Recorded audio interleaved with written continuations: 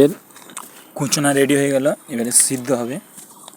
এই মিশ্রণটা কচু পাতা, কচুরি পানা, কেলা কচুর শাক।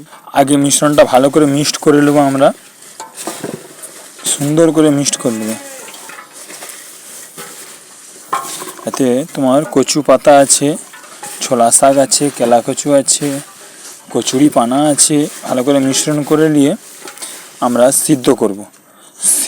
হালকা সিদ্ধ করলেই হয়ে যাবে। আমরা সিদ্ধ করতে এখন চলছি। আমরা কম করে পানি দিয়ে দেবো, মোটামুটি সিদ্ধ হওয়ার মধ্যে পানিটা দিতে হবে। এটা পরিমাণ মতন তোমরা একটু পানিটা দিয়ে দেবে।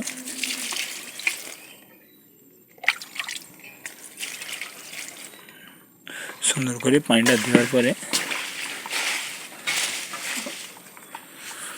আমরা লবণ দিয়ে দেবো একটু।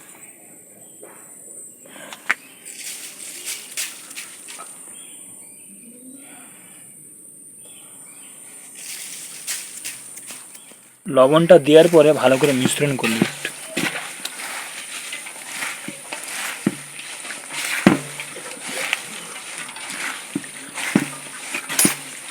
মিশ্রণটা করলে সব জায়গায় লবণটা পৌঁছে যাবে।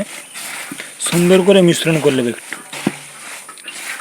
মিক্সড করলে পরে এই লবণটা সব জায়গায় পৌঁছে গেল, তাহলে আর কোনো অসুবিধা হবে না। আর একটু লবণ দরকার আছে।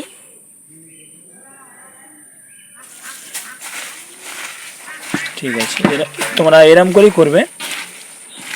আর এর সঙ্গে যদি পারো তোমরা একটু ওই ক্যালসিয়াম সিরাপ পাওয়া যায়, সেটা মিক্স করতে পারো। ক্যালসিয়াম তো রয়েছে এই কচু পাতাতে, তাহলে অসুবিধাই নেই, ওই জন্য আমি দিচ্ছি না। আমাদের উনুন ধরানো হয়ে গেছে। একদম ন্যাচারাল খাবার, একদম প্রোটিন জাতীয়, একদম প্রোটিন খাবার বানানো হচ্ছে মুরগের তারে। মুরগি, হাঁস, মুরগি সবই খাবে, সবাই খাবে, হাঁসও খাবে, মুরগিও খাবে। এটা সুন্দর একটা প্রোটিন জাতীয় খাবার আমাদের বিনা পয়সায় তৈরি হচ্ছে। প্রোটিন জাতীয় খাবার, কচু পাতা, কচুরি পানা আছে, তোমার ছোলা শাক, এই সব নিয়ে একটা কেলা কচু পাতা মিশ্রণ করে আমাদের তৈরি হচ্ছে মুরগির খাবার। সুন্দর খাবার বানানো হচ্ছে, একদম ন্যাচারাল পদ্ধতিতে প্রোটিন জাতীয় খাবার।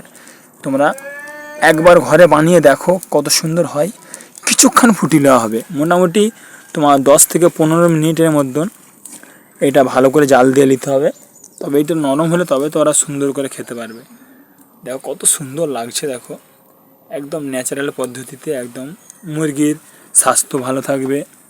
আচ্ছা, তোমার মুরগির স্বাস্থ্য ভালো থাকবে এবং কি মুরগি প্রোটিন পাবে, কিন্তু ক্যালসিয়াম পাবে। কচু পাতায় দারুণ দারুণ দারুণ ক্যালসিয়াম। তৈরি হয়ে এসেছে সব রকম মিশ্রণ খাবার। আর কিছুক্ষণের মধ্যেই আমাদের মুরগিকে দেবো।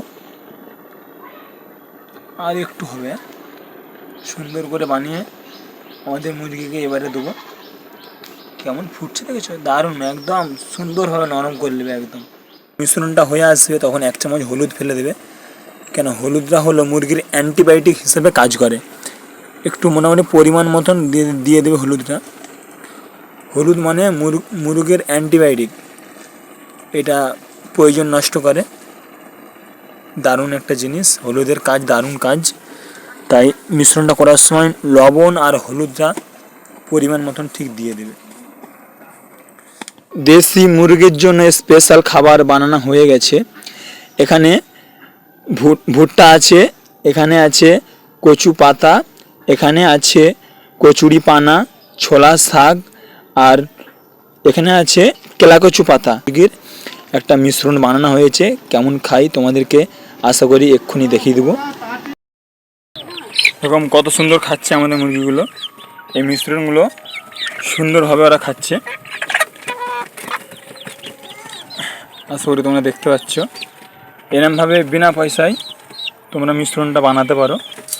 সব রকম প্রকৃতির সব রকম মিশ্রণ, এগুলোতে প্রচুর অ্যান্টিবায়োটিক আছে।